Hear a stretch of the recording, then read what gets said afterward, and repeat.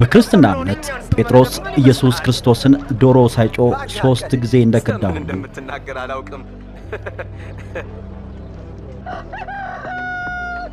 ህወሓት መራሹ ኢህአዴግ በአሰብ ጉዳይ በሀገር ላይ 3 ጊዜ ክህደት ፈጸመ።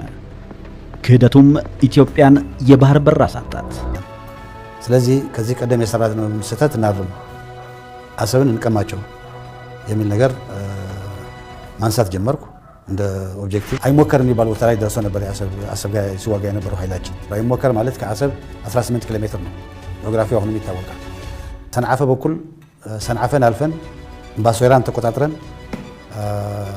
ባሶራ ላይ ታንኮቻችንን ሰቅለን ባሶራ ማለት እንግዲህ የኤርትራ ከፍተኛው ቦታ ነው። በምስራቅ በኩል የደንከል በረሃ ነው ያለው። ፊት ለፊት ደግሞ ከስከስ የሚባል ወደ አድራይ የሚያወርድ ከፍተኛ ቦታ አለ። እሱን ተቆጣጥረን ነበር። የሃዘሞን ቦታ ወደ ግራ ትተን ነው እያለፍን ያለው። በአድዋ አቅጣጫ አዱኸላና አረዛን አልፈን ክሎዝድ መንደፈራ ነበር ውጊያ ሲደረግ የነበረው። ባራንቱን ተቆጣጥረን ነበር። ባራንቱ ተቆጣጥረን ወደ ተሰነይ 2 የተቆጣጠርንበት የኤርትራ መንግስት የሚይዘው የሚጨብጠው የጠፋበት አይነት ሁኔታ ነው የነበረው።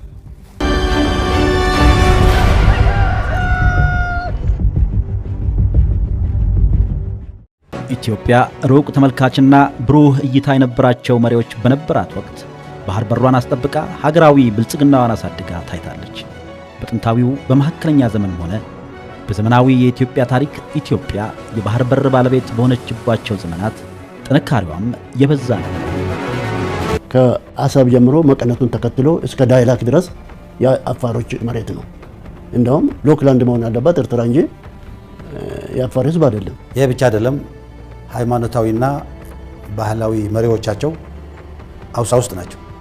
ባህላዊ አስተዳደር ሃይማኖታዊም ነው፣ ባህላዊም ነው፣ ፖለቲካዊም ነው። ሰንተሩ ኢትዮጵያ ውስጥ ነው።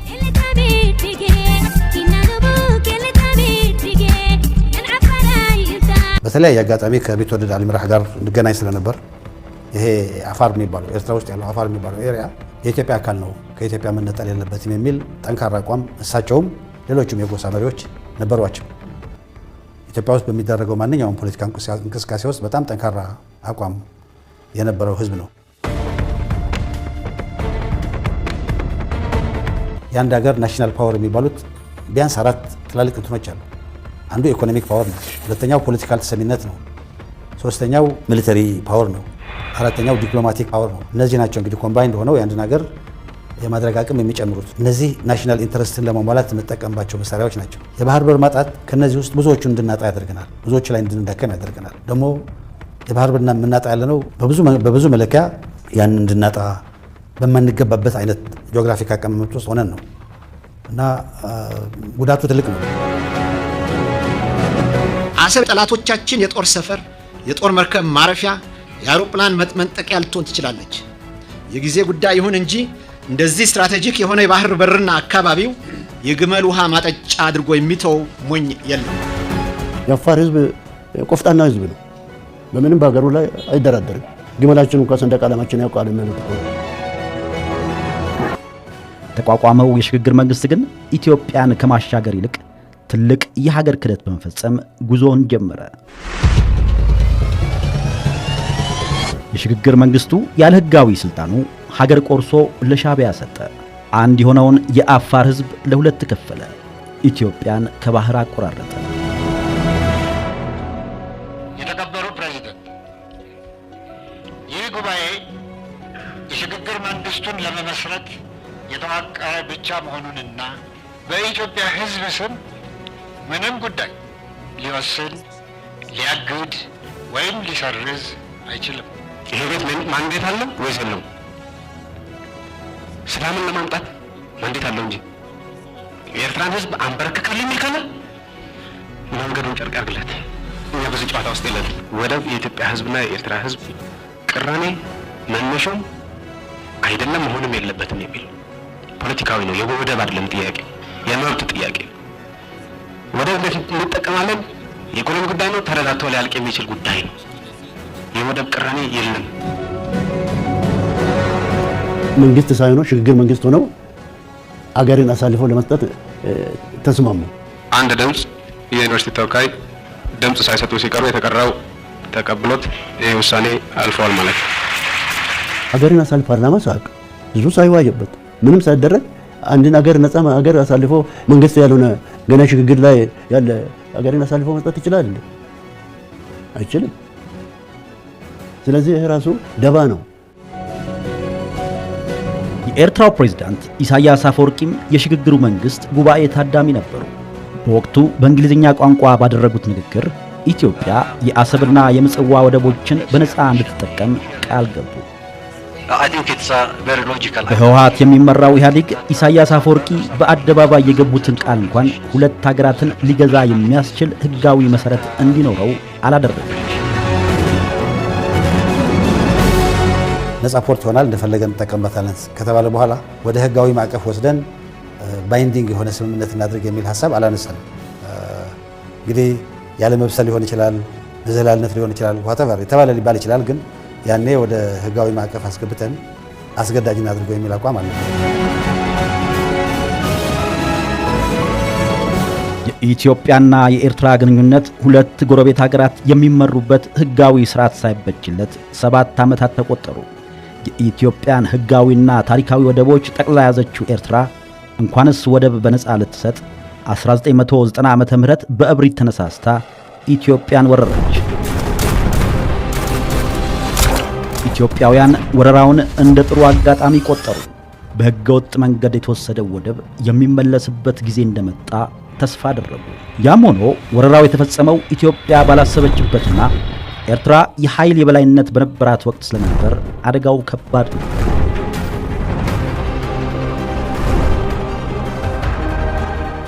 ስለሆነም ወረራውን ባለበት መግታት፣ ቀጥሎ በኃይል የተያዘውን መሬት ማስለቀቅ የሀገር መከላከያ ሰራዊት ቀዳሚ ዕቅድ ሆነ። በሀገር ውስጥ አለመተማመን የነበረ ቢሆንም የሀገር ሉዓላዊነት በመነካቱ የኢትዮጵያ ህዝብ ተቆጣ። እንደለመደው በአንድነት ተመመ። ሰራዊቱን የተቀላቀሉ ወጣቶች ቁጥርም ከተገመተው በላይ ሆነ። የሀገር መከላከያ ሰራዊት ኢታማዦር ሹሙ ሳይቀሩ እቅዳቸውን ከለሱ። በህገወጥ መንገድ የተወሰደውን ወደብ ማስመለስ ያስፈልጋል። ያኔ በተደረገው በጣም ከፍተኛ አስጨራሽ ውጊያ የኃይል ሚዛኑ ሽፍት አደረገ። የኛ የበላይነት እየመጣ የነሱ ደግሞ ዝቅተኛነት እየመጣ ሄደ። ከዛ በኋላ ፕላኑንም ሪቫይዝ ማድረግ ጀመረ። መጀመሪያ የነበረው በቀጥታ አሰብ እናስመልስ አይነት አልነበረም። ንብረታችንን የምናስመልስበት፣ እነሱን ገፍትረን ግዛታችንን የምንይዝበት። ኋላ ግን ኃይላችን እየጨመረ ሲሄድ አቅማችን እየበረታ መሄዱን ስናይ ምን እናድርግ የሚል ውጊያ እየተነሳ ሄደ። ያኔ ነው እንግዲህ አቅማችን እየበረታ በሄደበት ወቅት ይህን ጦርነት እነሱ ናቸው የጀመሩት፣ እኛ አይደለም የጀመርነው። ስለዚህ የሆነ ኢንተርናሽናል ስምምነት ቢኖርም አፍርሰውታል እነሱ እና እኛ የፈለገ ለማድረግ ነፃነት አለን። ስለዚህ ከዚህ ቀደም የሰራነውን ስህተት እናርም፣ አሰብን እንቀማቸው የሚል ነገር ማንሳት ጀመርኩ እንደ ኦብጀክቲቭ። ጦርነቱ በ3 ዓመት እልህ አስጨራሽ ትግል በ1993 ዓመተ ምህረት በኢትዮጵያ የበላይነት ተጠናቀቀ። አሰብ ግን አልተመለሰም። ክህደት ቁጥር 2 በሀገር ላይ ተፈጸመ። ያኔ በህጋዊ መንገድም እነሱ ራሳቸው ውጊያውን ስለጀመሩ እኛ የፈለግነውን ነገር ለማድረግ የሚያስችለን የህግ ሽፋን ነበረ። በዲፕሎማሲ አንጻር እነሱ ውጊያውን ስለጀመሩት የዲፕሎማሲ ሽፋን ነበረ።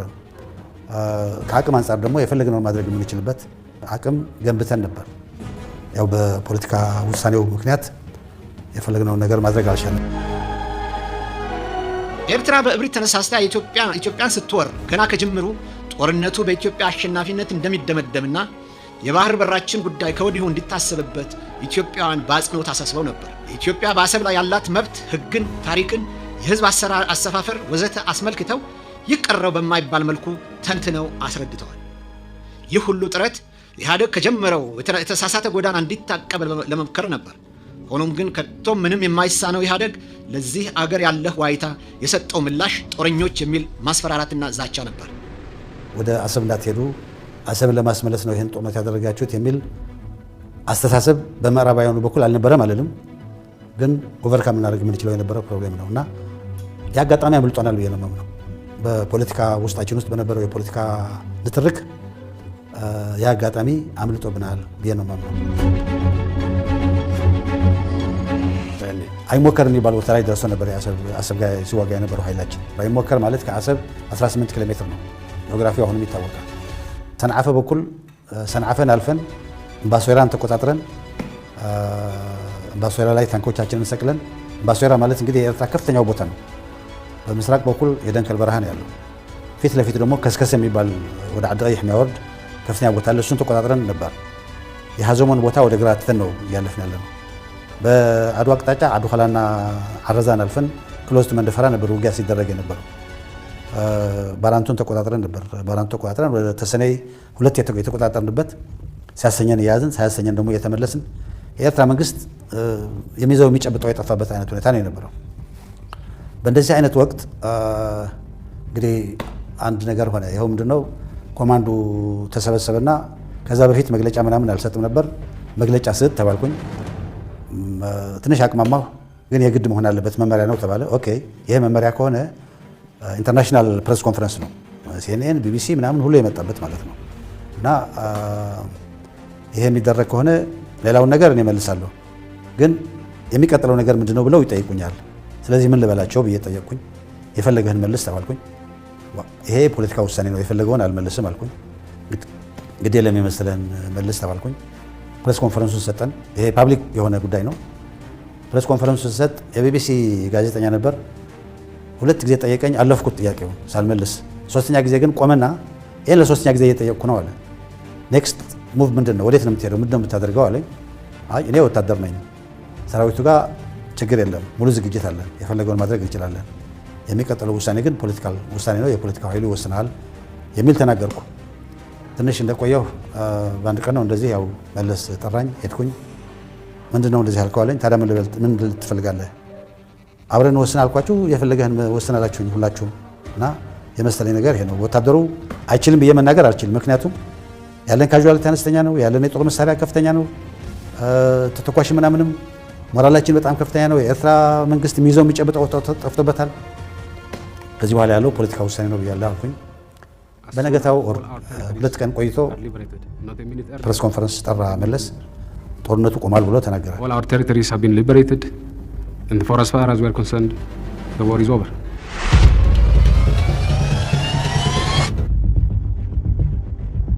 በኢትዮጵያና በኤርትራ መካከል የተፈጠረውን ግጭት ለመፍታት የአፍሪካ አንድነት ድርጅት ኃላፊነት ወስዷል። ጉዳዩ የሚታይበት ቦታ ደግሞ አልጀርስ ከተማ ሆኗል። ወራሪዋ ኤርትራ፣ በጦርነቱ ተሸናፊ የነበረችዋ ኤርትራ ድርድሩ በዋዛ ፈዛዛ እንዲያልፍ አላደረገችም። በጽኑ ተከራክራ የማይገባትን ሐቅ ስታገኝ፣ በተቃራኒው የኢህአዴግ አባል ድርጅቶች እርስ በርስ ሲራኮቱ ኢትዮጵያ ተበዳይ ሆና ሳለ የበዳይነት ውሳኔ ተበየነባት። የአሰብ ወደብን በህጋዊ መንገድ ማስመለስ ሲቻል ተጨማሪ ቦታዎችን ለማስረከብ የአልጀርስ ስምምነት ተፈራረሙ። ክህደት ቁጥር 3 በሀገር ላይ ተፈጸመ።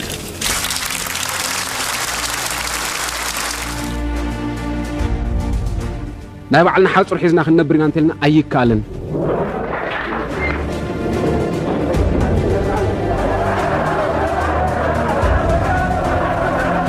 የቲፒኤልኤፍ ክራይሲስ ፈንድቶ መከፋፈሉ እስከሚመጣ ድረስ በኢህአዴግ ስራ አስፈጻሚ እየቀረበ ነበር ውይይት የሚደረግበት፣ ውሳኔ የሚወሰንበት። በጣም ሂትድ የሆነ ውይይት የተደረገበት ነበር ሲሄድ የነበረው የአልጀርስ ስምምነት። ይህን እንቀበል፣ ይህን አንቀበል፣ ይህን ሰርዘው ምናምን የሚል ያ ከሆነ በኋላ ግን አጠቃላይ መንፈሱ እንደተቀየረ ይሰማኛል። የተቀየረበት መንፈስ ደግሞ ምንድነው? የመንግስት ዋነኛው ትኩረት ይሄ ከቲፒኤልኤፍ ተነጥሎ የወጣው ኃይል ትልቅ ችግር ይፈጥርብኛል የሚል ፍርሃት ነበረው፣ ስጋት ነበረው። ከቲፒኤልኤፍ ብቻ አይደለም። የኦሮሞ ኦርጋናይዜሽን ዶክተር ነጋሶ እነ ኩማ በጣም ጠንካራ ይሄ የመለስን አቋም የሚቃወም አቋም ነበራቸው። ከደቡብ ህዝቦች አቶ አባተ ኪሾ የያዙት ኃይል ጠንካራ ተቃውሞ ነበራቸው። አጠቃላይ በኢህአዴግ ውስጥ የተፈጠረው እንትን ማዕከላዊ መንግስቱን አስጨንቆ ነበር እና ዋናው ትኩረት ይህን ነገር እንደምንም አድርገን ሸፋፍነን ወደ ቀጣይ ስራ እንሂድ የሚል አይነት የሸፈነው ይመስለኛል። ይሄ ግምት ነው። ምክንያቱም ከዛ በኋላ ለነበረው ኔጎሽዬሽን፣ ከዛ በኋላ ለነበረው ክትትል የህግ ሰዎችን መርጦ የነሱን ስራ እየተከታተሉ ማስረጃዎችን እያቀረቡ በመሄድ አንጻር ቀደም ብሎ የነበረውን ያህል አልነበረም እና ኋላም የተወሰነው ውሳኔ እስከነ ማስረጃዎቻችን አገንስት አስ ነው የተወሰነው።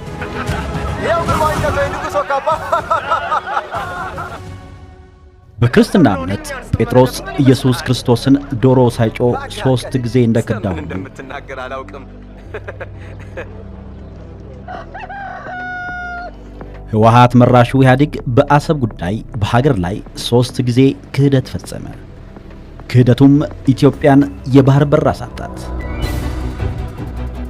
ከጥንታዊው የአክሱም ስልጣኔ ጀምሮ በቀይ ባህር ላይ ሰፊ የንግድና የባህር ኃይል የበላይነት የነበራትና የዓለም የንግድ መስመሮችን ስትቆጣጠር የኖረችው ኢትዮጵያ ለጥቅሟ ባልቆሙ ፖለቲከኞችና በታሪካዊ ጠላቶቿ ሴራ የባህር በር አልባ እንድትሆን ተፈረደባት። ኢትዮጵያን በቀይ ባህር ዳር መውጫ መግቢያ በር የማግኘት ጥያቄ አንድም የተቃወመ ሀገር ባልነበረበት ወቅት ሀገሩን በመግዛት ላይ የሚገኙት መሪዎች የኢትዮጵያን ሀቅ ክደው እንድትዳፈን ወሰኑባት። ኢትዮጵያ ዙሪያ ድንበሯ ታጠረ። የባህር መውጫ የመግቢያ መብቷ ተነጠቀ። የወጪና የገቢ ንግዷ ተዳከመ። የባህር ኃይሏ እንዲከስም ተደረገ። ከባህር በር ጋር ተያይዞ ትልቅ ዋጋ የነበረው የሀገር ደህንነት እርቃኑን ቀረ። ኢትዮጵያ የምታስገባ የምታስወጣው ነገር ሁሉ በሌሎች በጎ ፈቃድ ሆኖ ተደጋጋሚ መከራ ደረሰባት። ደህንነቷን ለማስጠበቅ የምታስገባው የጦር መሳሪያ ሳይቀር ፈተና ይገጥመው ነበር። ይሄ እንግዲህ በየዓመቱ ለወደብ ኪራይ የምትከፍለውን ከ2 ቢሊዮን ዶላር በላይ ሳንጨምር ነው። ለነተወልደ፣ ለነገብሩ፣ ለነስዬ፣ ለነ ዓለም ሰገድ የፖሊት ቢሮ አባላት ናቸው እነዚህ እና የቀሩት የማዕከላዊ ኮሚቴ አባላት እንደፈለጋቸው መናገር፣ እንደፈለጋቸው ማሰብ፣ እንደፈለጋቸው መከራከር የማይፈቅድ ቲፒኤልኤፍ ለሌላ ዲሞክራሲ ይሰጣል፣ በሀገር ውስጥ ቀና አስተዳደር ያቋቁማል፣ ለህዝብ መብት ይቆረቆራል ብዬ ማሰብ አቆምኩ። የባህር በር ለማግኘት እየቻልን እያለን የቀረንበት መንገድም በጣም እንትን ያደረገኝ ነበር። ማለት ለዚህ ሀገር በደል ፈጽመናል የሚል ስሜት ነበር መጀመሪያም። ኋላ ልንሰራው እየቻልን እያለን ሳንሰራው በመቅረታችንም ይሄ የባህር በር ማግኘቱ ከሴኩሪቲም ከኢኮኖሚክ እድገትም ከአጠቃላይ በሪጅን ውስጥ ከሚኖረን ኢምፓክትም ያለውን ወይት በጣም ሀገር የሚጎዳ ነገር አድርገናል የሚል አመለካከት ነበር። ሻዕቢያም ይሄን ሁሉ ጥፋት እያጠፋ እያለ እንደገና መልሰን የተቆረጠ ተበን አድርገን እዛ መተዋችን ለሀገራችን ትልቅ አደጋ ወደፊት የሚያመጣ ነው የሚል አቋምም ነበረኝ። የተለየ አቋም ነበረኝ እሱ ከሚይዘው አቋም። ከኤርትራ ጋር እንደራደር የሚል ነገር ሲነሳም እነሱ ናቸው ጥፋተኞች፣ በሀገራችን ላይ ሁሉ በደልና ወንጀል ፈጽመዋል፣ ከእነሱ ጋር መደራደር የሚባል ነገር መነሳት የለበትም፣ ልካቸውን ማስያዝ አለብን፣ እዚህ ሀገር ውስጥ በሰላም የምንኖር ከሆነ ልካቸውን ማስያዝ አለብን የሚል አቋም ነበረኝ። እነዚህ የተደራረቡ ናቸው እና እነዚህ ነገሮች በሙሉ ያው ምቾት አይሰጡም። ስለዚህ ሀገራችን ውስጥ ከነበረው ያኔ ከነበረው ሕግና ደንብ ውጭ ነው የተባረርኩት። ትውልድ ግን የተዳፈነውን ሀቅ በህጋዊና በታሪካዊ የባለቤትነት መብት ለማስመለስ ጉዞ ቀጥሏል። የኢትዮጵያ ሕዝብ ያልወሰነው ተወካዮቹ ያላዩት ቢያንስ ከአስፈጻሚ ካቢኔ ያላየው ውሳኔ ማን ወሰነው? 2010 ከመጣው ለውጥ ማግስት ጀምሮ ተዳፍኖ የቆየው የቀይ ባህር በር ጉዳይ በጠቅላይ ሚኒስትር አብይ አህመድ አማካይነት ወደ አደባባይ እንዲወጣ ተደረገ። በፍጹም የውጊያ መሻት የለንም፣ በህጋዊና ንግግር ሊፈታ ይችላል ነው።